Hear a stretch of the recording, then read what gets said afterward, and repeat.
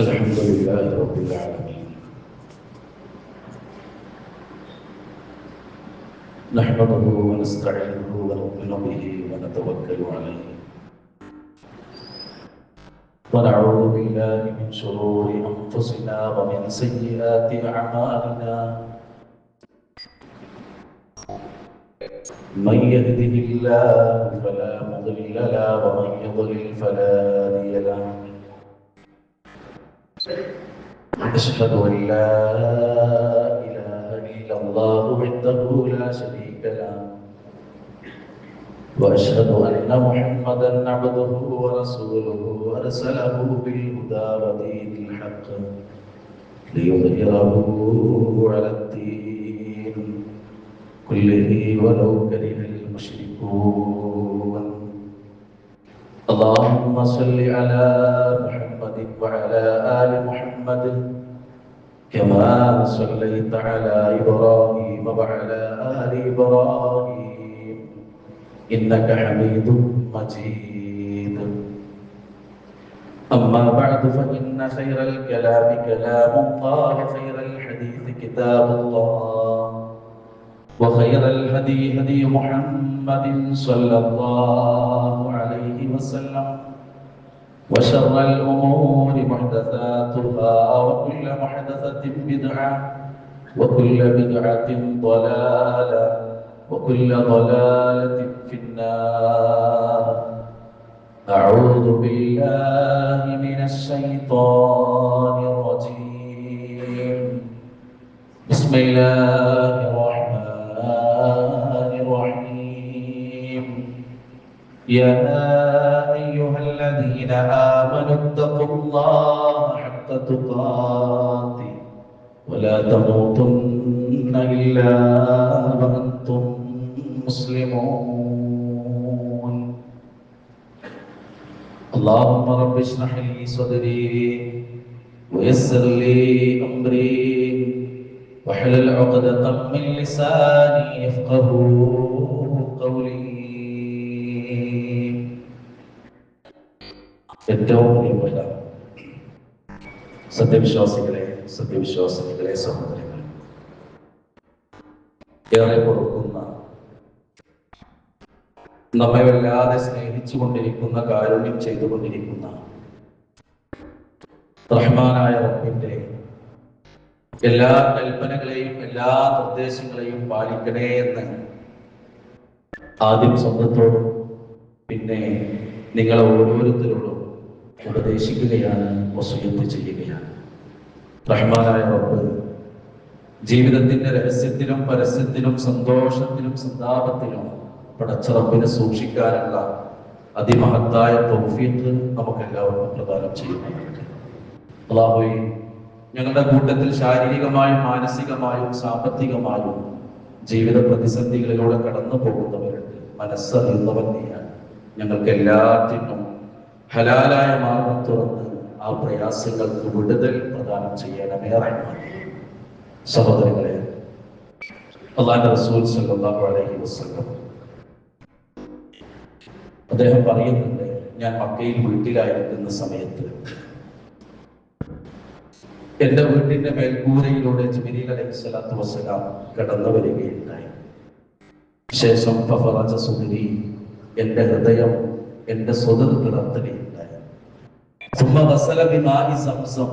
എന്നിട്ട് എന്റെ ഹൃദയത്തെ സംസം വെള്ളം കൊണ്ട് അദ്ദേഹം കഴുകിയെടുക്കുകയുണ്ടായി. ശേഷം ഒരു സ്വർണ്ണത്തളികയിൽ ഈമാനും ഹിക്മത്തും കൊണ്ടുവരപ്പെട്ടു. എന്നിട്ട് എന്റെ നെഞ്ചിലേക്ക് അത് ഒഴിക്കുകയുണ്ടായി. തിരിച്ചത് കൂട്ടുകയും പിന്നീട് അദ്ദേഹം എന്നെയും കൊണ്ട് യാത്ര തുടരുകയും ചെയ്തു എന്നാണ്. ആ യാത്രയെ സംബന്ധിച്ചാണ് സൂറത്തുൽ ഇസ്രാഇന്റെ 1-ാമത്തെ വചനത്തിൽ അല്ലാഹു സുബ്ഹാനഹു വ തആല നമ്മെ പഠിപ്പിച്ചത്, സുബ്ഹാനല്ലദീ അസ്റാ ബിഅബ്ദിഹി ലൈലൻ മിനൽ മസ്ജിദിൽ ഹറാം ഇലൽ മസ്ജിദിൽ അഖ്സല്ലദീ ബാറക്നാ ഹൗലഹു. അല്ലാഹു സുബ്ഹാനഹു വ തആല വല്ലാത്ത പരിശുദ്ധനായിരിക്കുന്നു. എന്താണ് ആ പരിശുദ്ധിയുടെ കാരണം? തന്റെ അടിമയെ ഒരൊറ്റ രാത്രി കൊണ്ടല്ല, ഒരു രാത്രിയുടെ ഒരു അല്പഭാഗം കൊണ്ട് മസ്ജിദുൽ ഹറമിൽ നിന്നും അന്നത്തെ ശ്യാമിലെ, ഫലസ്തീനിലെ, ജെറുസലേമിലെ അനുഗ്രഹീതമാക്കപ്പെട്ട പ്രദേശങ്ങൾക്കുള്ളിൽ നിലകൊള്ളുന്ന അന്നൊരു മാസക്കാലം യാത്ര ചെയ്യേണ്ടി വരുന്ന മസ്ജിദുൽ അഖ്സയിലേക്ക് ഒരൊറ്റ രാത്രി കൊണ്ട് യാത്ര ചെയ്ത് തിരിച്ചു കൊണ്ടുവന്ന അല്ലാഹു സുബ്ഹാനഹു വ തആല വല്ലാത്ത പരിശുദ്ധനായിരിക്കുന്നു. എന്തിനായിരുന്നു ആ യാത്ര? ലിനുരിയഹു മിൻ ആയാതിന, നമ്മുടെ ചില ദൃഷ്ടാന്തങ്ങളെ മുഹമ്മദ് മുസ്തഫ സല്ലല്ലാഹു അലൈഹി വസല്ലമക്ക് കാണിച്ചു കൊടുക്കാൻ വേണ്ടിയിട്ടായിരുന്നു. ഇന്നഹു ഹുവസ് സമീഉൽ അലീം, അല്ലാഹു സുബ്ഹാനഹു വ തആല എല്ലാം കാണുന്നവനാണ്, എല്ലാം കേൾക്കുന്നവനാണ്, എല്ലാം അറിയുന്നവനാണ് എന്നും പറഞ്ഞുകൊണ്ടാണ് സൂറത്തുൽ ഇസ്രാഇന്റെ 1-ാമത്തെ വചനം അല്ലാഹു സുബ്ഹാനഹു വ തആല അവസാനിപ്പിച്ചത്. ഈ യാത്രക്കുള്ള മുന്നൊരുക്കമായിരുന്നു ജിബ്രീൽ അലൈഹിസ്സലാത്തു വസ്സലാം വന്ന് അല്ലാഹുവിന്റെ റസൂലിന്റെ വീട്ടിൽ വെച്ച് നടത്തിയ പ്രക്രിയ. അതേ പ്രക്രിയ പണ്ട് ചെറുപ്പത്തിൽ അല്ലാഹുവിന്റെ റസൂലിന് നടത്തിയിട്ടുണ്ട്. ഇത് രണ്ടാമത്തേതായിരുന്നു. അതിനുശേഷം ജിബ്രീൽ അലൈഹിസ്സലാത്തു വസ്സലാം കൊണ്ടുപോകുകയാണ്. ഇതിനെ മുഅ്ജിസത്ത് അഥവാ ഇസ്രാഇ എന്ന് നമ്മൾ പറയാറുണ്ട്. രാത്രി പ്രയാണം നടത്തിയ യാത്രയായതുകൊണ്ട് തന്നെ ഇസ്രാഇ എന്ന പേരിലാണ് ഇത് അറിയപ്പെടുന്നത്. മഹാ അത്ഭുതങ്ങൾ നിറഞ്ഞ ഒരു യാത്രയായിട്ട് ഇസ്ലാം നമുക്കിത് പഠിപ്പിച്ചു തരുന്നുണ്ട്. മാത്രമല്ല അല്ലാഹുവിന്റെ റസൂലിനുള്ള പരിഗണനയും അല്ലാഹുവിന്റെ റസൂലിനുള്ള ആശ്വാസവും അതിലുപരി അല്ലാഹുവിന്റെ റസൂലിന്റെ മുഅ്ജിസത്ത് കൂടിയായിരുന്നു ഇസ്രാഇ എന്ന് നമ്മൾ ചെറുപ്പത്തിൽ പഠിച്ചിട്ടുണ്ട്. എന്താണ് റസൂലുള്ളാഹിക്കുള്ള ആശ്വാസം? ഇത് കൊണ്ടുപോകുന്ന ആ ഒരു കാലം പ്രവാചകന്റെ ജീവിതത്തിലെ ദുരന്തപൂർണമായിരുന്നു. മാനസികമായ പ്രതിസന്ധികളുടെ മുകളിലേക്ക് പ്രയാസങ്ങൾ കടന്നു വന്ന ഒരു കാലഘട്ടമായിരുന്നു. ഒന്നേ പ്രതിസന്ധികളിലൂടെ ശത്രുക്കൾ തന്നെ കടത്തിക്കൊണ്ടു പോകുമ്പോഴും അവിടെയൊക്കെ തനിക്കൊരു വലയം സൃഷ്ടിച്ച പ്രിയപ്പെട്ട അമുസ്ലിമായ തന്റെ മൂത്താപ്പ അബൂ ത്വാലിബിന്റെ മരണം ആ ഒരു സമയത്താണ് നടന്നിട്ടുണ്ടായിരുന്നത്. വീട്ടിന്റെ അകത്തെ സമാധാനവും വീട്ടിന്റെ അകത്തെ ശാന്തിയും വീട്ടിന്റെ അകത്ത് എല്ലാ നിലക്കുമുള്ള പിന്തുണയും പ്രഖ്യാപിച്ച് തന്നോട് ചേർന്ന് നിന്ന തന്റെ പ്രിയതമ ഖദീജയുടെ അതേ അല്ലാഹുവിലേക്കുള്ള യാത്ര നടന്നത് ഏകദേശം ആ സമയത്തായിരുന്നു. ഇത് രണ്ടും കഴിഞ്ഞ് നാട്ടുകാരുടെ പീഡനങ്ങൾ വർദ്ധിച്ചപ്പോൾ തന്റെ ഉമ്മയുടെ നാടായ ത്വായിഫിലേക്ക് ഒന്ന് പോയി നോക്കി. ഒന്ന് ചെറിയൊരു റിലീഫ് കിട്ടാൻ വേണ്ടിയിട്ടായിരുന്നു, അതോടൊപ്പം ദഅവത്തിനും വേണ്ടിയിട്ടായിരുന്നു. പക്ഷേ ആ പ്രതീക്ഷ അസ്ഥാനത്തായിരുന്നു. അവിടെ നിന്ന് തിരിച്ചു വീണ്ടും പ്രയാസങ്ങളോട് കൂടി വന്നു. അതിനും ഒരു പ്രയാസമുണ്ടായിരുന്നു. അതോടൊപ്പം തന്നെ തന്റെ പ്രിയതമന്മാരായ അതല്ലെങ്കിൽ തന്റെ സ്വഹാബികൾ വല്ലാതെ പ്രയാസം അനുഭവിച്ചപ്പോൾ സ്വന്തം നാട് വിട്ട് എത്യോപ്യയിലേക്ക് അബസീനിയയിലേക്ക് 1-ാമത്തെ പലായനത്തിന് അല്ലാഹുവിന്റെ റസൂൽ വേദനയോടുകൂടി പെർമിഷൻ നൽകിയ ഒരു കാലമായിരുന്നു. ഇങ്ങനെ ഏത് നിലക്ക് നോക്കുമ്പോഴും നാനാഭാഗത്ത് നിന്ന പ്രവാചകന്റെ ജീവിതത്തിലേക്ക് പ്രതിസന്ധികൾ നിറഞ്ഞ മാനസിക പ്രതിസന്ധികൾ നിറഞ്ഞ ഒരു കാലയളവിൽ ആര് കൈവിട്ടാലും ലോകത്തിന്റെ റബ്ബ് നിന്നെ കൈവിടില്ല എന്ന പരിഗണനയുടെ പരിലാളനയുടെ അല്ലാഹുവിന്റെ റസൂലിനെ അല്ലാഹ് അംഗീകരിക്കുന്നതിന്റെ ഒരു അടയാളവും ഒരു ആശ്വാസവുമായിരുന്നു മുഅ്ജിസത്തായ ഇസ്രാഉം മിഅ്റാജും എന്ന് ചരിത്രം വായിക്കുമ്പോൾ നമുക്ക് കിട്ടുന്നുണ്ട്. അതേ പ്രിയപ്പെട്ടവരെ, ജിബ്രീൽ വന്ന് ആദ്യത്തെ പ്രക്രിയ എടുത്തതിന് ശേഷം ജിബ്രീൽ ഒരു വാഹനം കൊണ്ടുവന്നു. റസൂലുള്ള വാഹനത്തെ കുറിച്ച് പറഞ്ഞു, ഒരു വെള്ള നിറത്തിലുള്ള ഒരു മൃഗത്തെ, ഒരു ദാപത്തിനെ എന്റെ മുമ്പിൽ കൊണ്ടുവരപ്പെട്ടു. എന്ന പേരുള്ള ഒരു വേള കോവർ കഴുതയുടെ അത്ര വലുപ്പമില്ലാത്ത എന്നാൽ സാധാരണ കഴുതയേക്കാൾ വലുപ്പമുള്ള ബുറാഖ് എന്ന പേരുള്ള ഒരു വാഹനം എന്റെ മുമ്പിൽ എനിക്ക് വേണ്ടി യാത്രക്ക് വേണ്ടി ഒരുക്കപ്പെട്ടു. പ്രിയപ്പെട്ടവരെ, ബുറാഖ് എന്ന് പറയുമ്പോൾ നമ്മുടെ മനസ്സിൽ വരുന്ന ഒരു പിക്ചർ ഉണ്ട്. ആ പിക്ചർ മുസ്ലിം സമുദായത്തിന്റെ ഉള്ളിൽ ചില ആളുകൾ കടത്തിക്കൂട്ടിയതാണ്. യേശു ക്രിസ്തു ഈസാ നബിയുടെ ലോകത്തിന്റെ മുമ്പിൽ അദ്ദേഹത്തിന്റെ രൂപമില്ല. പക്ഷേ പ്രിയപ്പെട്ട ക്രൈസ്തവർ, ബഹുമാനരായ ക്രൈസ്തവർ, അവർ ഒരു രൂപം സൃഷ്ടിച്ചു, അവർ രൂപം ഉണ്ടാക്കി. അത് യാഥാർത്ഥ്യമല്ല എന്ന് നമുക്കറിയാം.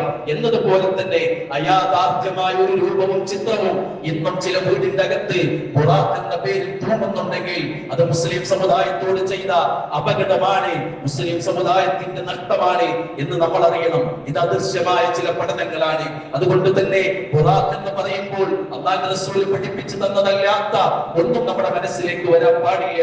അതുകൊണ്ട് ബുറാഖിനെ കൊണ്ടുവരപ്പെട്ടു. ആ ബുറാഖിലായിരുന്നു പിന്നെ യാത്ര യാത്ര ജിബ്രീലിനോടൊപ്പമാണ്. ബൈത്തുൽ മഖ്ദിസിലേക്കാണ്, മസ്ജിദുൽ അഖ്സയിലേക്കാണ്, പുണ്യമാക്കപ്പെട്ട മൂന്നാമത്തെ മസ്ജിദ് മസ്ജിദുൽ അഖ്സയിലേക്കായിരുന്നു യാത്ര എന്ന് നമ്മൾ അറിയണം. അവിടെ ജിബ്രീൽ അലൈഹിസ്സലാത്തു വസ്സലാം പ്രവാചകന്മാർ തങ്ങളുടെ മൃഗങ്ങളെ കെട്ടുന്ന സ്ഥലത്ത് ബുറാഖിനെ കെട്ടി അവർ രണ്ടുപേരും പള്ളിക്കകത്ത് പ്രവേശിച്ചു. ആ സമയത്ത് അല്ലാഹു സുബ്ഹാനഹു വ തആല മുൻകാല പ്രവാചകന്മാരെ അവിടെ ഹാജരാക്കിയിരുന്നു എന്നാണ്. ആ ഹാജരാക്കപ്പെട്ട പ്രവാചകന്മാർക്ക് നേതൃത്വം നൽകിക്കൊണ്ട് ഇമാമത്തായി അല്ലാഹുവിന്റെ റസൂൽ 2 റക്അത്ത് നമസ്കരിച്ചു എന്ന് നമുക്ക് പ്രമാണങ്ങളിൽ നിന്ന് കാണാൻ കഴിയുന്നു. അത് കഴിഞ്ഞതിന് ശേഷം 2 പാത്രങ്ങൾ ജിബ്രീൽ അലൈഹിസ്സലാത്തു വസ്സലാം കൊണ്ടുവന്നു കൊടുത്തു. ആ രണ്ടിൽ ഒന്ന് അൽ ഖംറ കല്ലായിരുന്നു, രണ്ടാമത്തേത് അൽ ലബന പാലായിരുന്നു. അല്ലാഹുവിന്റെ റസൂൽ പാല് തിരഞ്ഞെടുത്തു. ഇത് തിരഞ്ഞെടുത്തപ്പോൾ ജിബ്രീൽ അലൈഹിസ്സലാത്തു വസ്സലാം അൽഹംദുലില്ലാഹ് അല്ലാഹുവിന് ആദ്യം സ്തുതി പറഞ്ഞു. എന്നിട്ട് പ്രവാചകനോട് പറഞ്ഞു ലവഖത്ത അൽ ഖംറ ദവത് ഉമ്മതുക, പ്രവാചകനെ താങ്കളെങ്ങാനും മദ്യമാണ് തിരഞ്ഞെടുത്തിരുന്നുവെങ്കിൽ താങ്കളുടെ ഉമ്മത്തെ അവർ ദുഷിച്ചു പോകുമായിരുന്നു എന്ന അല്ലാഹുവിന്റെ റസൂലിന്റെ അതേ അപകട സൂചനയുടെ വാചകങ്ങൾ ജിബ്രീൽ അലൈഹിസ്സലാത്തു വസ്സലാം സമ്മാനിച്ചിട്ടുണ്ട്. തിരിച്ചറിവ് ഈ കാലഘട്ടത്തിലേക്ക് വരണം. അവിടുത്തെ ക്രമങ്ങളും അവിടുത്തെ ഒരുപാട് സംഭവങ്ങളും വിശദീകരിച്ചാൽ തീരാത്ത രൂപത്തിലുള്ള മഹാകാര്യങ്ങളും കഴിഞ്ഞതിന് ശേഷം പിന്നെ മിഅ്റാജ് ഒരുങ്ങുകയാണ്. മിഅ്റാജ് എന്ന് പറഞ്ഞാൽ ഭാഷാപരമായി കയറിപ്പോകൽ എന്നും കോടി എന്നുമൊക്കെ അർത്ഥമുണ്ട്. അവരുടെ മുമ്പിൽ റസൂലുള്ളാഹി പഠിപ്പിച്ചു, ഞങ്ങൾക്ക് വേണ്ടി ആകാശ ലോകത്തേക്ക് കയറിപ്പോകാൻ ഗോവണി തയ്യാറായി. എന്താണ് കോണി, അതിന്റെ രൂപം എന്താ, ഇത് നമ്മുടെ മനസ്സിലേക്ക് കൊണ്ടുവരേണ്ടതില്ല. അല്ലാഹുവിന്റെ റസൂൽ പഠിപ്പിച്ചു തന്ന ഒരു കാര്യമായതുകൊണ്ട് തന്നെ അതിന്റെ രൂപവും ഭാവവും നമ്മൾ ചിന്തിച്ച് പ്രയാസപ്പെടേണ്ട ആവശ്യമില്ല. നമ്മൾ ഇന്ന് കാണുന്ന രൂപത്തിലാണോ അല്ലയോ എന്ന് നമുക്കറിയില്ല. എന്തായാലും അല്ലാഹുവിന്റെ റസൂൽ സ്വഹീഹായ ഹദീസുകളിൽ നമ്മെ പഠിപ്പിച്ചു, ഒരു കോണി അവിടെ ഒരുക്കപ്പെട്ടു. അതിലൂടെ അവർ കയറാൻ തുടങ്ങി. 1-ാം ആകാശത്തേക്ക് എത്തി. അവിടെ എത്തിയിട്ട് 1-ാം ആകാശത്തിന്റെ കവാടങ്ങൾ തുറക്കാൻ ജിബ്രീൽ അലൈഹിസ്സലാത്തു വസ്സലാം അതിന്റെ കാവൽക്കാരോട് പറഞ്ഞു, ഇഫ്തഹ്, തുറക്കണം. അവിടുന്ന് ചോദ്യം തിരിച്ചു വന്നു, മൻ ഹാദാ, ആരാണ്? അദ്ദേഹം തിരിച്ചു മറുപടി പറഞ്ഞു, ഹാദാ ജിബ്രീൽ, ഇത് ജിബ്രീലാണ്. അടുത്ത ചോദ്യം, ഹൽ മഅക അഹദുൻ, താങ്കളോടൊപ്പം ആരെങ്കിലും ഉണ്ടോ? ഉത്തരം ജിബ്രീൽ അലൈഹിസ്സലാത്തു വസ്സലാം കൊടുക്കുന്നു, മഅി മുഹമ്മദുൻ സ്വല്ലല്ലാഹു അലൈഹി വസല്ലം, അതേ എന്റെ കൂടെ പ്രവാചകൻ, അല്ലാഹുവിന്റെ ദൂതൻ, ലോകത്തിന്റെ കാരുണ്യമായി സൃഷ്ടിക്കപ്പെട്ട പ്രവാചകൻ മുഹമ്മദ് മുസ്തഫ സ്വല്ലല്ലാഹു അലൈഹി വസല്ലമയുണ്ട്. അടുത്ത ചോദ്യം, ഉർസില ഇലൈഹി, അദ്ദേഹത്തിന് പെർമിഷൻ കിട്ടിയിട്ടുണ്ടോ? ജിബ്രീൽ അലൈഹിസ്സലാത്തു വസ്സലാം ഉത്തരം കൊടുക്കുന്നു, നഅം, അദ്ദേഹത്തിന് ഇതിന് പെർമിഷൻ കിട്ടിയിട്ടുണ്ട്. വാതിൽ തുറക്കപ്പെടുന്നു. 1-ാം ആകാശത്തിന്റെ കവാടം. അവിടേക്ക് കയറി ചെന്നപ്പോൾ അല്ലാഹുവിന്റെ റസൂൽ വിശദീകരിക്കുന്നു, ഞാനൊരു മനുഷ്യനെ കണ്ടു. ആ മനുഷ്യന്റെ വലതുഭാഗത്തും കുറെ റൂഹുകളുണ്ട്, ഇടതുഭാഗത്തും റൂഹുകളുടെ കൂട്ടമുണ്ട്. വലതുവശത്തേക്ക് തിരിയുമ്പോൾ അദ്ദേഹം ചിരിക്കുന്നു, ഇടതുവശത്തേക്ക് തിരിയുമ്പോൾ അദ്ദേഹം കരയുന്നു. അല്ലാഹുവിന്റെ റസൂൽ പറയുന്നു, ഞാൻ ജിബ്രീലിനോട് ചോദിച്ചു, ജിബ്രീൽ, ആരാണ് ഇത് എന്ന്. അവിടെ ജിബ്രീൽ എനിക്ക് മറുപടി നൽകി, ഹാദാ ആദം, അത് ആദം നബി അലൈഹിസ്സലാത്തു വസ്സലാമാണ്. എന്നിട്ട് അദ്ദേഹം വിശദീകരിച്ചു, ഹാദിഹിൽ അസ്വിദതു അൻ യമീനിഹി വശിമാലിഹി നസമ ബനീഹി, അദ്ദേഹത്തിന്റെ വലതും ഇടതുമുള്ള കൂട്ടം ആത്മാക്കളുണ്ടല്ലോ, അത് അദ്ദേഹത്തിന്റെ സന്താന പരമ്പരയിൽപ്പെട്ടതാണ് എന്ന് പറഞ്ഞാൽ മനുഷ്യകുലമാണ്. വലതുവശത്തുള്ളവർ അദ്ദേഹം വിശദീകരിക്കുന്നു, ഫഅഹ്ലുൽ യമീൻ മിൻഹും അഹ്ലുൽ ജന്ന, വലതുവശത്തുള്ളവർ സ്വർഗ്ഗത്തിന്റെ ആളുകളാണ്. എന്നാൽ വൽ അസ്വിദത്തില്ലതി അൻ ശിമാലിഹി, ഇടതുവശത്തുള്ളവർ അഹ്ലുൻ നാർ, അവർ നരകത്തിന്റെ ആളുകളാണ്. അതുകൊണ്ടാണ് വലത്തോട്ട് തിരിയുമ്പോൾ അദ്ദേഹം ചിരിക്കുന്നതും ഇടത്തോട്ട് തിരിയുമ്പോൾ അദ്ദേഹം കരയുന്നതുമെന്ന് അല്ലാഹുവിന്റെ റസൂലിന് ജിബ്രീൽ അലൈഹിസ്സലാത്തു വസ്സലാം മറുപടി കൊടുക്കുന്നു. വീണ്ടും ചില സംഭവങ്ങൾ അവിടെ നടക്കുന്നു. അവർ അടുത്തതിലേക്ക് പോകുന്നു. ആ യാത്ര 7-ാം ആകാശം വരെ യാത്ര ചെയ്യുമ്പോൾ അവിടെ നിന്ന് യൂസുഫ് നബി അലൈഹിസ്സലാത്തു വസ്സലാം, ഇദ്രീസ് നബി അലൈഹിസ്സലാത്തു വസ്സലാം, യഹ്യാ നബി അലൈഹിസ്സലാത്തു വസ്സലാം, ഈസാ പ്രവാചകൻ, മൂസ അലൈഹിസ്സലാത്തു വസ്സലാം, ഇബ്രാഹിം അലൈഹിസ്സലാം, ഇവരെയെല്ലാം കാണുകയും സംസാരിക്കുകയും ചെയ്തു എന്ന് ഹദീസുകളിൽ നമുക്ക് സ്വഹീഹായി വായിക്കാൻ കഴിയുന്നു. അവസാനം അവർ 7-ാം ആകാശത്തിനപ്പുറമുള്ള ഭൂമിയിലെ കഅബക്ക് നേരെ മുകളിൽ ഭൂമിയിലെ കഅബക്ക് നേരെ മുകളിൽ 7 ആകാശത്തിനപ്പുറമുള്ള ബൈത്തുൽ മഅമൂറിലേക്കാണ് പിന്നെ അവർ ചെല്ലുന്നത്. അല്ലാഹുവിന്റെ റസൂൽ ജിബ്രീലിനോട് വീണ്ടും ചോദിച്ചു, ജിബ്രീൽ എന്താണ് ഇത്? യാ ജിബ്രീൽ മാ ഹാദാ, എന്താണ് ജിബ്രീൽ ഇത്? അദ്ദേഹം മറുപടി പറഞ്ഞു, ഹാദൽ ബൈത്തുൽ മഅമൂർ, നബിയേ ഇത് ബൈത്തുൽ മഅമൂർ ആണ്, ഇത് ബൈത്തുൽ മഅമൂർ ആണ്. എന്നിട്ട് അതിന്റെ ഒരു വിശേഷണം കൂടി അദ്ദേഹം ചേർത്ത് വെച്ചു, യദ്ഖുലുഹു കുല്ല യൗമിൻ 70000 മലക്കിൻ, ഓരോ ദിവസവും ഈ ബൈത്തുൽ മഅമൂറിന്റെ ഉള്ളിലേക്ക് 70,000 മലക്കുകൾ കയറി ചെല്ലുന്നു. അവർ പുറത്തിറങ്ങിയാൽ ഇദാ ഖറജു മിൻഹു ലം യഊദു ഫീഹി, അവർ പുറത്തിറങ്ങിയാൽ പിന്നെ അതിലേക്ക് ഈ കയറിയ 70,000 മലക്കുകൾ പിന്നെ കയറില്ല. എന്നിട്ട് അദ്ദേഹം അവസാനിപ്പിച്ചത് ആഖിറു മാ അലൈഹിം, ഇത് ലോകാവസാനം വരെ തുടരുന്നു എന്നാണ്. എന്ന് പറഞ്ഞാൽ ഒരു ദിവസം 70,000 കയറിയ മലക്കുകൾ പിന്നീട് അതിലേക്ക് കയറുന്നില്ല, എന്നാൽ ആ പ്രക്രിയ നിൽക്കുന്നില്ല, ലോകാവസാനം വരെ നിലനിൽക്കുന്നു എന്ന് പറയുമ്പോൾ ലോകത്തിന്റെ റബ്ബ് അഥവാ ലോകത്തിന്റെ ഖജനാവുകളുടെ ഖസായിനുകളുടെ താക്കോലുകളുള്ള ലോകത്തിന്റെ റബ്ബിന്റെ അതേ അള്ളാഹുവിന്റെ സൈന്യത്തിന്റെ വലുപ്പം എണ്ണിത്തിട്ടപ്പെടുത്താൻ കഴിയില്ല എന്ന് ഇത് നമുക്ക് വായിക്കാൻ കഴിയുന്നു. ബൈത്തുൽ മഅമൂറിൽ നിന്ന് വീണ്ടും കുറച്ചുകൂടി അങ്ങേ തലക്കിലേക്ക് പോയി. അങ്ങേ തലക്കലായിരുന്നു സിദ്റത്തുൽ മുൻതഹയുള്ളത്. അങ്ങേ തലത്തെ ഇത് ഇളന്ന മരം എന്നാണ് സിദ്റത്തുൽ മുൻതഹ എന്ന് പറഞ്ഞാൽ.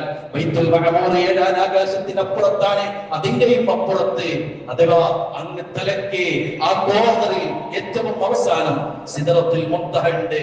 റസൂലുള്ളാഹി പറഞ്ഞു, സുമ്മൻ തലഖ ബി ഹത്താ ഇൻതഹാ ബി ഇലാ സിദ്റത്തുൽ മുൻതഹ, എന്നെയും കൊണ്ട് ജിബ്രീൽ പോയത് പിന്നെ സിദ്റത്തുൽ മുൻതഹയുടെ അടുക്കലേക്കാണ്. വഗശിയഹാ അൽവാൻ ലാ യദ്രി മാ ഹിയ, അഥവാ അവർണ്ണനീയമായ വർണ്ണിക്കാൻ കഴിയാത്ത നിറങ്ങളെ കൊണ്ട് ആ സിദ്റത്തുൽ മുൻതഹയെ പൊതിഞ്ഞിട്ടുണ്ട് എന്ന് റസൂലുള്ളാഹി സ്വല്ലല്ലാഹു അലൈഹി വസല്ലമ പഠിപ്പിക്കുകയുണ്ടായി. അവിടെ ജിബ്രീലിനെ കണ്ടു, അല്ലാഹനെ കണ്ടിട്ടില്ല. അവിടെ ജിബ്രീലിനെ കണ്ടു, അല്ലാഹനെ കണ്ടിട്ടില്ല. അല്ലാഹനെ കണ്ടിട്ടില്ല എന്ന് അടിവരയിടണം. മുസ്ലിം സമുദായത്തിന്റെ അകത്ത് ചില ചർച്ചകളുണ്ട്. അതേ മിഅ്റാജിന്റെ രാത്രിയിൽ അല്ലാഹുവിന്റെ റസൂല് അല്ലാഹനെ കണ്ടു എന്ന്, അത് അയാഥാർത്ഥ്യമാണ്, സത്യമല്ല. ജിബ്രീലിനെ കണ്ടു. ഖുർആൻ പറഞ്ഞു, വലഖദ് റആഹു നസ്ലതൻ ഉഖ്റ, മറ്റൊരു തവണ കൂടി അദ്ദേഹം ജിബ്രീലിനെ കണ്ടു. മുഹമ്മദ് നബി ജിബ്രീലിനെ കണ്ടു. അപ്പോൾ ആദ്യ തവണ കണ്ടിട്ടുണ്ട്. ആ കണ്ടത് ഭൂമിയിലെ മക്കയിൽ വെച്ചായിരുന്നു. രണ്ടാമത്തെ കാണൽ ഈ സിദ്റത്തുൽ മുൻതഹയുടെ അടുക്കലാണ്. അതാ ഖുർആൻ പറഞ്ഞത്, ഇൻദ സിദ്റത്തുൽ മുൻതഹ, ജിബ്രീലിനെ പൂർണ്ണ രൂപത്തിൽ, സാധാരണ വരുന്ന രൂപമല്ല, 600 ചിറകുകളുള്ള ഭീമാകാരമായ വലുപ്പം കൂടിയ ജിബ്രീൽ അലൈഹിസ്സലാത്തു വസ്സലാമിന്റെ ഒറിജിനൽ രൂപം ജിബ്രീൽ അലൈഹിസ്സലാത്തു വസ്സലാമിനെ റസൂലുള്ളാഹി രണ്ടാമതായി സിദ്റത്തുൽ മുൻതഹയുടെ അടുക്കൽ വെച്ച് കണ്ടു എന്ന് റസൂലുള്ളാഹി സ്വല്ലല്ലാഹു അലൈഹി വസല്ലമ വിശുദ്ധ ഖുർആൻ പാരായണം ചെയ്ത് നമ്മെ പഠിപ്പിച്ചു. ഇൻദഹാ ജന്നത്തുൽ മഅ്വ, ആ സിദ്റത്തുൽ മുൻതഹയുടെ അടുക്കൽ താമസത്തിന് ഒരുക്കിയ സ്വർഗ്ഗമുണ്ട് എന്ന റസൂലുള്ളാഹി പിന്നെ പറഞ്ഞു, സുമ്മ ഉദ്ഖിലത്തിൽ ജന്ന, ഞാൻ സ്വർഗ്ഗത്തിലേക്ക് പ്രവേശിക്കപ്പെട്ടു. ഒരുപാട് സുന്ദരമായ അവർണ്ണനീയമായ കാഴ്ചകൾ ഞാൻ അവിടെ കണ്ടു. അതിനുശേഷം എനിക്ക് നരകവും കാണിക്കപ്പെട്ടു. ഞാൻ അതിൽ കാണാൻ കഴിയാത്ത രൂപത്തിലുള്ള ചിലതൊക്കെ കാണുകയുണ്ടായി എന്ന് റസൂലുള്ളാഹി സ്വല്ലല്ലാഹു അലൈഹി വസല്ലം പഠിപ്പിച്ചു. എന്ന് പറഞ്ഞാൽ അല്ലാഹനെ കണ്ടിട്ടില്ല. അല്ലാഹനെ കണ്ടോ എന്ന് ഇത് വിശദീകരിക്കുന്ന സമയത്ത് സ്വഹാബികൾ ചോദിച്ചു, അല്ല റസൂലേ, നിങ്ങളെ റബ്ബിനെ കണ്ടോ? ഞാൻ എങ്ങനെ റബ്ബിനെ കാണാനാണ് എന്നായിരുന്നു റസൂലുള്ളാഹി മറുപടി കൊടുത്തത്. അത് വീണ്ടും അവർ ക്ലിയർ ആക്കാൻ പിന്നീട് പ്രവാചകന്റെ ഭാര്യ പത്നി ആയിഷ ബീവി നമ്മുടെ ഉമ്മന്റെ അടുക്കിലേക്ക് പിന്നെയും ആളുകൾ ചെല്ലുന്നുണ്ട്. അല്ല, അല്ലാഹുവിന്റെ റസൂൽ അങ്ങ് മിഅ്റാജിന് പോയപ്പോൾ അല്ലാഹനെ കണ്ടോ? അപ്പോൾ ആയിഷ ബീവി പറഞ്ഞു, നിന്റെ ചോദ്യം എന്നെ വല്ലാതെ പ്രയാസപ്പെടുത്തുന്നുണ്ട്. 3 കാര്യങ്ങൾ ആര് ചോദിച്ചാലും ആര് വാദിച്ചാലും അത് തെറ്റാണെന്ന് നിനക്കറിയില്ലേ? ആ തെറ്റായ വാദത്തിൽ ഒന്ന്, അല്ലാഹുവിന്റെ റസൂൽ അല്ലാഹനെ കണ്ടു എന്നുള്ളത് തെറ്റായ വാദമാണെന്ന് പ്രവാചകനോടൊപ്പം ജീവിച്ച രാത്രിയും പകലും പങ്കിട്ടുക ആയിഷ ബീവി നമ്മളോട് പഠിപ്പിച്ചു തരുന്നുണ്ട്. അതുകൊണ്ട് അല്ലാഹനെ കണ്ടിട്ടില്ല. പ്രിയപ്പെട്ടവരെ, 5 നേരം നിസ്കാരം സമ്മാനമായി ഇതിന്റെ അടുത്ത് വെച്ചാ കിട്ടിയത്. ഇതേ സമയത്ത് എടുത്തു വെച്ചാൽ കിട്ടിയത്. അല്ലാഹു സുബ്ഹാനഹു വ തആല 50 നേരത്തെ നിസ്കാരം കൊടുത്തു. മൂസാ നബി അലൈഹി സ്വലാത്തു വസ്സലാം ഇടപെട്ടു. അത് ചുരുക്കി 5ലേക്ക് വന്നു. എന്നിട്ട് റസൂലുള്ളാഹി പറഞ്ഞു, ഞാൻ അവിടെ നിന്ന് വിട്ടുകിടന്നപ്പോൾ 5മായി വന്നപ്പോൾ വീണ്ടും മൂസാ നബി എന്നോട് പറഞ്ഞു, അല്ല, നിങ്ങളെ ഉമ്മത്തിന് ഇത് സാധിക്കില്ല. പ്രിയപ്പെട്ടവരെ, അത് സാധിക്കില്ലേ എന്നുള്ളത് നമ്മളാ തീരുമാനിക്കേണ്ടത്. മൂസാ നബി പറഞ്ഞു, സാധിക്കില്ല നിങ്ങളെ ഉമ്മത്തിന്. അപ്പൊ അല്ലാഹുവിന്റെ റസൂൽ പറഞ്ഞു, ഇനി എന്റെ റബ്ബിലേക്ക് എനിക്ക് തിരിച്ചു ചെല്ലാൻ ലജ്ജയാണ് എന്നാണ്. അങ്ങനെ 5മായി പോന്നതാ, അല്ലാഹുവിന്റെ റസൂൽ കൊണ്ടുവന്നതാ. ഭൂമിയിൽ വെച്ചല്ല പ്രിയപ്പെട്ടവരെ, ആകാശ ലോകത്ത് വെച്ച് നിർബന്ധമാക്കപ്പെട്ട അല്ലാഹു നൽകിയ സമ്മാനമാണത്. റസൂലുള്ളാഹി പറയുന്നുണ്ട്, ഞാൻ അവിടെ നിന്ന് വിട്ടുകിടന്നപ്പോൾ ഞാനൊരു അശരീരി കേട്ടു. ആ അശരീരി ഇങ്ങനെയായിരുന്നു, ഞാൻ എന്റെ നിർബന്ധം നടപ്പിലാക്കിയിരിക്കുന്നു, അഥവാ നിസ്കാരമാകുന്ന ഫർള് ഞാനിതാ നടപ്പിലാക്കിയിരിക്കുന്നു എന്ന് അള്ളാന്റെ ഭാഗത്ത് നിന്നുള്ള അശരീരാണ്. മാത്രമല്ല, അടിമകൾക്ക് ഞാനത് ലഘൂകരണം നൽകിയിരിക്കുന്നു, അടിമകൾക്ക് എളുപ്പമാക്കി കൊടുത്തിരിക്കുന്നു, അടിമകൾക്ക് ലഘുവാക്കി കൊടുത്തിരിക്കുന്നു. 50 വഖ്തിൽ നിന്ന് ഒരു ദിവസം 50 നേരം നിസ്കരിക്കുന്നതിന് പകരം അവർക്ക് അതേ പ്രതിഫലം ലഭ്യമാകുന്ന 5ലേക്ക് ഞാൻ അത് ചുരുക്കി കൊടുത്തിരിക്കുന്നു. വീണ്ടും യാത്രക്കാരന് ഇളവുണ്ട്, രോഗിക്ക് ഇളവുണ്ട്, ജംഉം ഖസ്റും അടക്കമുള്ള ഇളവുകൾ പഠിപ്പിച്ചു തന്ന നിസ്കാരത്തിനോടുള്ള സമീപനം നമ്മൾ വല്ലാതെ തിരിച്ചറിയേണ്ടതുണ്ട്. അന്ന് തന്നെ റസൂലുള്ളാഹി സ്വല്ലല്ലാഹു അലൈഹി വസല്ലം അങ്ങ് 7ാം ആകാശത്തിന്റെ മുകളിൽ നിന്ന് ജിബ്രീലിനോടൊപ്പം തിരിച്ചു വന്നു. ആ തിരിച്ചുവരവ് മസ്ജിദുൽ അഖ്സയിലേക്ക് തന്നെയായിരുന്നു. അവിടെ നിന്ന് വീണ്ടും ബുറാഖിന്റെ പുറത്ത് മസ്ജിദുൽ ഹറമിലേക്ക് സുബ്ഹിന്റെ മുമ്പുള്ള ഫജ്റിന്റെ മുമ്പുള്ള സമയത്ത് തിരിച്ചെത്തി എന്ന് റസൂലുള്ളാഹി സ്വല്ലല്ലാഹു അലൈഹി വസല്ലം നമുക്ക് പഠിപ്പിച്ചു തരുന്നു. അന്നിന്റെ പകലിൽ ജിബ്രീൽ വന്നു നിസ്കാരത്തിന്റെ സമയം പഠിപ്പിക്കാൻ വേണ്ടി. അല്ലാഹുവിന്റെ റസൂൽ സ്വഹാബത്തിനെ ഒരുമിച്ച് കൂട്ടി. സ്വഹാബത്തിന് വേണ്ടി റസൂൽ നമസ്കരിച്ചു, റസൂലുള്ളാഹിക്ക് വേണ്ടി ജിബ്രീൽ നിസ്കരിച്ചു. നിസ്കാരം കഴിഞ്ഞപ്പോൾ ജിബ്രീൽ നബിയോട് പറഞ്ഞു, നബിയെ, ഈ നിസ്കാരത്തിന്റെ പേര് ളുഹർ എന്നാണ്. എന്ന് പറഞ്ഞാൽ ഉച്ചത്തെ നിസ്കാരമാണ്. സമയം കൊണ്ട് കാണിച്ചു കൊടുത്തതെന്ന് റസൂലുള്ളാഹിക്ക് സമയം പഠിപ്പിച്ചു കൊടുക്കാൻ വേണ്ടി ജിബ്രീൽ അലൈഹിസ്സലാത്തു വസ്സലാം വന്നു എന്ന് നമുക്ക് പഠിപ്പിച്ചു തരുന്നു. സുബ്ഹിന്റെ മുമ്പ് തന്നെ അല്ലാഹുവിന്റെ റസൂല് അതേ മസ്ജിദുൽ ഹറമിലേക്ക് തിരിച്ചെത്തി എന്ന് അല്ലാഹു സുബ്ഹാനഹു വ തആല ചരിത്രം പഠിക്കാനും അതിന്ന് പാഠങ്ങൾ ഉൾക്കൊള്ളാനുമുള്ള തൗഫീഖ് നമുക്ക് എല്ലാവർക്കും പ്രദാനം ചെയ്യുമാറാകട്ടെ.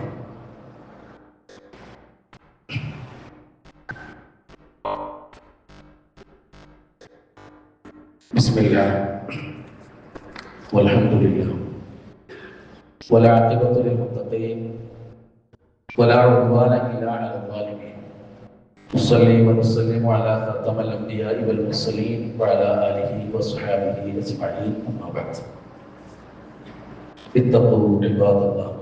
അല്ലാഹുവിനെ സൂക്ഷിച്ച് അവനെ ഭയപ്പെട്ട് ജീവിക്കണേ എന്ന് ഒരിക്കൽ കൂടി ഉണർത്തുകയാണ്, വസിയ്യത്ത് ചെയ്യുകയാണ്. ഫജ്ർ നിസ്കാരം കഴിഞ്ഞ് റസൂലുള്ളാഹി സ്വല്ലല്ലാഹു അലൈഹി വസല്ലം കഅബയുടെ ചാരത്ത് ഹിജ്റിൽ ഇരിക്കുകയുണ്ടായി. ആളുകൾക്ക് യാത്രയെക്കുറിച്ച് അല്ലാഹുവിന്റെ റസൂൽ വിശദീകരിച്ചു കൊടുക്കാൻ തുടങ്ങി, പ്രവാചകൻ പഠിപ്പിക്കാൻ തുടങ്ങി. ഒരു പരീക്ഷണമായിരുന്നു ഇവരെ സംബന്ധിച്ചിടത്തോളം. ഇതൊരു മഹാ അത്ഭുതമാണ്. നേരത്തെ പറഞ്ഞതുപോലെ ഒരു വേള ഒരു മാസക്കാലം യാത്ര ചെയ്ത് എത്തേണ്ട ദൂരമുള്ള മസ്ജിദുൽ അഖ്സയിൽ നിന്ന് പോയി തിരിച്ചു വന്നിരിക്കുന്നു, ഒരു രാത്രി മുഴുവൻ എടുക്കാതെ എന്നുള്ള വാർത്തയാണ് ഇവർ കേട്ടിരിക്കുന്നത്. അത് മാത്രമല്ല, അതിനോടൊപ്പം തന്നെ 7ാം ആകാശം വരെയും കയറിപ്പോയിരിക്കുന്നു എന്നാണ് സംശയം ജനിക്കാൻ തുടങ്ങി ഒരുമിച്ച് കൂടിയ ആളുകളിൽ. ഒരു വേള അവർക്കുള്ള ഒരു പരീക്ഷണം കൂടിയായിരുന്നു ഇത്. ദീനെ നിങ്ങൾ ശ്രദ്ധിച്ചിട്ടുണ്ടോ എന്നറിയില്ല. ഗൈബിൽ വിശ്വസിച്ചാലേ ഒരാൾ മുഅ്മിൻ എന്ന് വിളിക്കുള്ളൂ. അദൃശ്യത്തിൽ വിശ്വസിച്ചാൽ, മലക്കുകളെ നമ്മൾ കണ്ടിട്ടില്ല, നമ്മൾ വിശ്വസിക്കണം, ഇല്ലെങ്കിൽ നമുക്ക് ഈമാനില്ല. അള്ളാഹുവിനെ നമ്മൾ കണ്ടിട്ടില്ല, പക്ഷെ വിശ്വസിക്കണം, ഇല്ലെങ്കിൽ നമുക്ക് ഈമാനില്ല. നരകവും സ്വർഗവും ഖബർ ശിക്ഷയും ഖബർ രക്ഷയും നമ്മൾ കണ്ടിട്ടില്ല, പക്ഷെ വിശ്വസിക്കണം, ഇല്ലെങ്കിൽ നമുക്ക് ഈമാനില്ല. കണ്ടു വിശ്വസിക്കുന്നവന്റെ പേരല്ല മുഅ്മിൻ. കണ്ടു വിശ്വസിക്കാൻ മുഅ്മിനാകണ്ട, എല്ലാവർക്കും കഴിയും.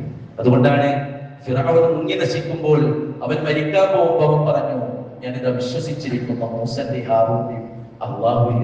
അപ്പൊ അള്ളാഹ് പറഞ്ഞു, ഇനി സ്വീകരിക്കൂല. കാരണം അവൻ കാണാൻ തുടങ്ങിയിരുന്നു. അവന് പിന്നെ ഗൈബല്ലാതെ അവൻ നേരിട്ട് കാണാൻ തുടങ്ങി, ദൃശ്യമാകാൻ തുടങ്ങി. ദൃശ്യമായത് വിശ്വസിക്കാൻ നീ വേണ്ട, അതിന് മുമ്പാണ് നിന്നോട് വിശ്വസിക്കാൻ പറഞ്ഞത്. അതുകൊണ്ട് നിനക്കവിടെ പെർമിഷൻ അല്ല, നിന്റെ അവസരം പിന്നിട്ടിരിക്കുന്നു എന്ന്. അതുകൊണ്ട് പ്രിയപ്പെട്ടവരെ, അദൃശ്യം വിശ്വസിക്കാൻ നമുക്കുള്ള മാനദണ്ഡം ഖുർആൻ പറഞ്ഞു, അള്ളാന്റെ റസൂല് പറഞ്ഞു എന്നുള്ളതാണ്. അതൊരു പരീക്ഷണമാണ് മനുഷ്യർക്കും ഒരു വേള ഇന്ന് മുസ്ലിം സമുദായത്തിന്റെ ഉള്ളിൽ. നോക്കൂ നിങ്ങൾ, റസൂലുള്ളാഹി സ്വല്ലല്ലാഹു അലൈഹി വസല്ലം കുറച്ചുള്ളൂ, നമ്മുടെ ഭാഷയിൽ പറഞ്ഞാൽ ബേജാറിൽ ദുഃഖത്തിൽ ഇരിക്കുകയാണ്. അപ്പോഴാണ് അബൂജഹൽ വന്നിട്ട് ഒന്നുകൂടി കുത്തുന്നത്. അബൂജഹൽ ചോദിച്ചു, അല്ല മുഹമ്മദ്, എന്തെങ്കിലും ഉണ്ടോ? കളിയാക്കി ചോദിക്കുന്നത് എന്തെങ്കിലും ഉണ്ടോ? അപ്പൊ അല്ലാഹു റസൂൽ ആത്മാർത്ഥമായി പറഞ്ഞിട്ട്, എന്താണ്, ഞാനൊരു യാത്ര പോയി പോന്നു എന്ന്. അടുത്ത ചോദ്യം എന്താണെന്ന് വെച്ചാൽ, ഒറ്റ രാത്രി കൊണ്ടോ? അതെ, ഒറ്റ രാത്രി കൊണ്ട്. നീ പറഞ്ഞത് ഞാൻ നിന്റെ ആളുകൾ ഒരുമിച്ച് കൂട്ടിയാൽ അവരോട് നീ പറയൂ. കാരണം എന്താ വെച്ചാൽ ഏറ്റവും വലിയ വിഡ്ഢിത്തമായിട്ടാണ് ആർക്ക് ഫീൽ ചെയ്തത്? അബൂജഹൽ എന്ന അവിശ്വാസിക്ക് ഫീൽ ചെയ്തത്. കാരണം ഇതൊരു ആയുധമാണ്. മുഹമ്മദ് സല്ലല്ലാഹു അലൈഹി വസല്ലമയിൽ വിശ്വസിച്ച ആളുകളെ പിന്തിരിപ്പിക്കാനും അവരെ മനസ്സിൽ സംശയം ഉണ്ടാക്കാനുള്ള ഒരു ആയുധമാണ്. അതുകൊണ്ട് ഞാൻ നിന്റെ ആളുകളെ വിളിച്ചു കൂട്ടിയാൽ നീ ഇത് പറയുമോ? റസൂൽ പറഞ്ഞു, ഞാൻ ഇത് പറയും. അബൂജഹലെ ഒരു ഗോത്രത്തെ വിളിച്ചു, കഅബ് ഇബ്നു ലുഅയ് എന്ന ഗോത്രത്തെ വിളിച്ചു. അബൂജഹൽ ചോദിച്ച പല ചോദ്യങ്ങളും അവരും ചോദിച്ചു. അവസാനം സംശയമുള്ള കുറച്ച് ആൾക്കാരെ അബൂബക്കർ റളിയല്ലാഹു അൻഹു നിലപാട് അറിയാൻ പോയി. അബൂബക്കർ ചോദിച്ചു, അല്ല അബൂബക്കർ, മുഹമ്മദ് ഇങ്ങനെയൊക്കെ പറയുന്നുണ്ട്, എന്താണ് താങ്കളുടെ നിലപാട്? അദ്ദേഹം പറഞ്ഞു, അല്ലാഹുവിന്റെ റസൂൽ അങ്ങനെ പറയുന്നുണ്ടോ? ഉണ്ട്. അദ്ദേഹം പോയി വന്നു എന്ന് പറയുന്നുണ്ടോ? ഉണ്ട്. എന്നാൽ ഞാൻ വിശ്വസിച്ചിരിക്കുന്നു, ഞാൻ സത്യപ്പെടുത്തിയിരിക്കുന്നു. അടുത്ത അവരുടെ ചോദ്യം, ഒറ്റ രാത്രി കൊണ്ട് തിരിച്ചു വന്നു എന്നുള്ളത് താങ്കൾ വിശ്വസിക്കുന്നുണ്ടോ? അദ്ദേഹം പറഞ്ഞു, ആകാശ ലോകത്തുള്ള സംസാരം അദ്ദേഹം പറഞ്ഞതിന്റെ അടിസ്ഥാനത്തിൽ ഞാൻ വിശ്വസിക്കുന്നുണ്ട്. പിന്നെ എനിക്കെന്താ വിശ്വസിക്കാൻ കഴിയും? അവിടെയാ പ്രിയപ്പെട്ടവരെ അബൂബക്കർ ഇബ്നു അബീ ഖുഹാഫ എന്ന അബൂബക്കറിന് സിദ്ദീഖ് എന്ന നാമകരണം ചെയ്യുന്നത്. അബൂബക്കർ സിദ്ദീഖ് റളിയല്ലാഹു അൻഹു എന്ന പേര് വരുന്നത് സത്യപ്പെടുത്തുന്നവൻ. ഏറ്റവും സിദ്ദീഖ് എന്ന് പറഞ്ഞാൽ സിദ്ദീഖിന്റെ സത്യസന്ധതയുടെ പൂർണ്ണ രൂപത്തെയാണ് സിദ്ദീഖ് എന്ന് പറയുക. അത് ലഭിച്ച ആളാണ് അബൂബക്കർ റളിയല്ലാഹു അൻഹു എന്ന് അല്ലാഹുവിന്റെ റസൂലാണ് സർട്ടിഫിക്കറ്റ് കൊടുക്കുന്നത്. ഇതാണ് ഒരു മുഅ്മിനിന്റെ വിശ്വാസിയുടെ നിലപാട്. നമ്മുടെ നിലപാട് ഇതാണ്. അല്ലാഹ് പറഞ്ഞു, റസൂല് പറഞ്ഞു, സ്വഹീഹായി വന്നു, ഓക്കേ, ഞാൻ സ്വീകരിച്ചിരിക്കുന്നു എന്ന്. കാരണം മുഅ്ജിസത്താകുന്ന ഇസ്രാഈലിന്റെ മിഅ്റാജിനും പ്രത്യേകതകളുണ്ട്. ഒന്ന് ജിബ്രീൽ ഇറങ്ങി വന്നു എന്ന് പറഞ്ഞാൽ തന്നെ അതെന്താണ്? അദൃശ്യാണ്. ബുദ്ധിക്കനുസരിച്ച് വിശ്വസിക്കുന്നവർക്ക് കഴിയില്ല.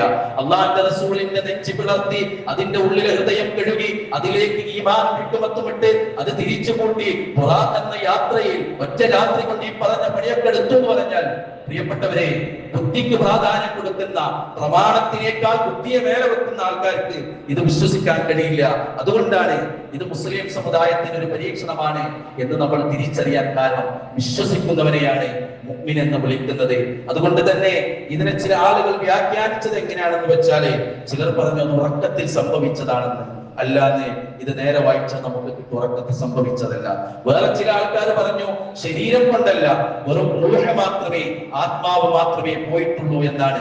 അതും അല്ല. കാരണം ചില മുസ്ലിം സമുദായത്തിന്റെ ഉള്ളിലെ നിലപാടുകളാണ് ഞാൻ പറഞ്ഞത്. അതുകൊണ്ട് അതല്ല നമ്മുടെ നിലപാട്. ആമൻതു, ഞാൻ വിശ്വസിച്ചു, അല്ലാഹുവും റസൂലും പറഞ്ഞു, അത് സ്വഹീഹാണോ? വിശ്വസിച്ചു കഴിഞ്ഞു. പിന്നെ ആ പ്രമാണത്തിന്റെ മുകളിലേക്ക് അഖ്ലിനെ കൊണ്ടുവരാൻ പാടില്ല, ബുദ്ധിയെ കൊണ്ടുവരാൻ പാടില്ല. കാരണം ബുദ്ധിക്ക് പരിമിതിയുണ്ട് എന്നാണ്.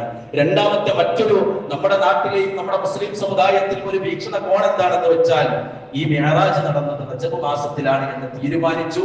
ആ മിഅ്റാജുമായി ബന്ധപ്പെട്ട് ഒരു നോമ്പും പാസാക്കി, എന്നിട്ട് അത് ഒരു സുന്നത്താക്കി അതിനു വേണ്ട കാര്യങ്ങൾ നടക്കുന്നു എന്നുള്ളത് വേറൊരു നിലപാടാണ്. എന്ന് പറഞ്ഞാൽ പണ്ഡിതന്മാർ പറയുന്നു, അല്ലാമ അബൂ ശാമ റഹിമഹുല്ലാഹ് പറഞ്ഞു, കെട്ടുകഥ ചമക്കുന്ന ചിലർ റജബിലാണ് ഇസ്രാ ഉണ്ടായതെന്ന് അവർ പറയുന്നു എന്നാണ്. എന്ന് പറഞ്ഞാൽ റജബിലാണ് ഇസ്രാ മിഅ്റാജ് നടന്നത് എന്ന് പറയാൻ തെളിവില്ല എന്നാണ്. മാത്രമല്ല ഇമാം ഇബ്നു ഹജർ അൽ അസ്ഖലാനി റഹിമഹുല്ലാഹി തന്റെ ഫത്ഹുൽ ബാരി രേഖപ്പെടുത്തുന്നത്, ഇസ്രാ മിഅ്റാജും ദിനം നിർണയിക്കുന്നതിൽ 10ലധികം അഭിപ്രായങ്ങൾ വന്നിട്ടുണ്ട്. ഏത് ദിവസമാണ്, ഏത് മാസത്തിലാണ് ഇസ്രാ മിഅ്റാജ് നടന്നത് എന്നുള്ളതിന് പണ്ഡിതന്മാർക്കിടയിൽ തന്നെ 10ലധികം അഭിപ്രായങ്ങൾ ഉണ്ട് എന്നാണ്. അത് റമദാൻ മാസത്തിലാണ് ഇസ്രാ മിഅ്റാജ് നടന്നത് എന്ന് അഭിപ്രായം പറയുന്നവരുണ്ട്. ശവ്വാലിലാണ്, റജബിലാണ്, റബീഉൽ അവ്വലിലാണ്, റബീഉൽ ആഖിറിലാണ് എന്നൊക്കെ അഭിപ്രായങ്ങളുണ്ട്. അതുകൊണ്ട് ഒരു ഇന്ന ദിവസമാണ് ഇന്ന മാസത്തിലേത് എന്ന് പറയാൻ തെളിവില്ല. ഉണ്ടെങ്കിൽ അത് സ്വീകരിക്കാൻ പറ്റിയതല്ല. സ്വഹീഹായതോ സനദ് ശരിയായതോ ആയ ഒന്നുമില്ല എന്ന് പണ്ഡിതന്മാർ നമുക്ക് പഠിപ്പിച്ചു തരുന്നു. അതുകൊണ്ട് മറ്റൊരു നിലപാട് ഇതാണ്, ആ നിലപാടിലായിരിക്കാം ഒരുപക്ഷെ നമ്മുടെ കുടുംബവും നമ്മുടെ നാട്ടിലെ ഭൂരിപക്ഷം ആളുകളും ഉള്ളത്. ഇനി ഇന്ന ദിവസമാണ്, ഇന്ന ദിവസത്തിലാണ് ഇസ്രാ മിഅ്റാജ് നടന്നത് എന്ന് തീരുമാനമായിട്ടുണ്ടെങ്കിൽ തന്നെ പ്രിയപ്പെട്ടവരെ, അന്നത്തെ ഒരു ദിവസം ഒരു സ്പെഷ്യൽ നോമ്പോ ബാക്കിയുള്ള ആരാധനകളോ നമ്മെ പഠിപ്പിച്ചിട്ടില്ല. യൗമ അറഫ പഠിപ്പിച്ചിട്ടുണ്ട്, വ്യാഴാഴ്ച പഠിപ്പിച്ചിട്ടുണ്ട്, തിങ്കളാഴ്ച പഠിപ്പിച്ചിട്ടുണ്ട്, അതുപോലെ തന്നെ അയ്യാമുൽ ബീദ് 13, 14, 15 ഓരോ മാസത്തിലേതും പഠിപ്പിച്ചിട്ടുണ്ട്. വേറെ മുഹറമിന്റെ നോമ്പ് ഒക്കെ പഠിപ്പിച്ചിട്ടുണ്ട്. എന്തേ അല്ലാഹുവിന്റെ റസൂൽ ഇത്ര പ്രാധാന്യമുള്ള നോമ്പ് പഠിപ്പിക്കാതിരുന്നു എന്ന് ചോദിച്ചാൽ അത് പ്രമാണങ്ങളിലില്ല. അതുകൊണ്ട് ഇസ്രാ മിഅ്റാജും നടന്നത് എന്നാണ് എന്നുള്ളതിൽ ശക്തമായ വ്യക്തമായ തെളിവുകളില്ല, ഇങ്ങനത്തെ നോമ്പുകളും ഇല്ല എന്ന് നമ്മൾ തിരിച്ചറിഞ്ഞുകൊണ്ട് യഥാവിധി പ്രമാണങ്ങളിൽ നിന്ന് മതത്തെ ഉൾക്കൊണ്ട് ജീവിതം ക്രമീകരിച്ച് അള്ളാഹിന്റെ ദീനിലൂടെ സഞ്ചരിക്കുന്ന യഥാർത്ഥ കുടുംബങ്ങളായി മാറാൻ നമ്മൾ ശ്രമിക്കണം. അല്ലാഹു സുബ്ഹാനഹു വ തആല അതിനുള്ള തൗഫീഖ്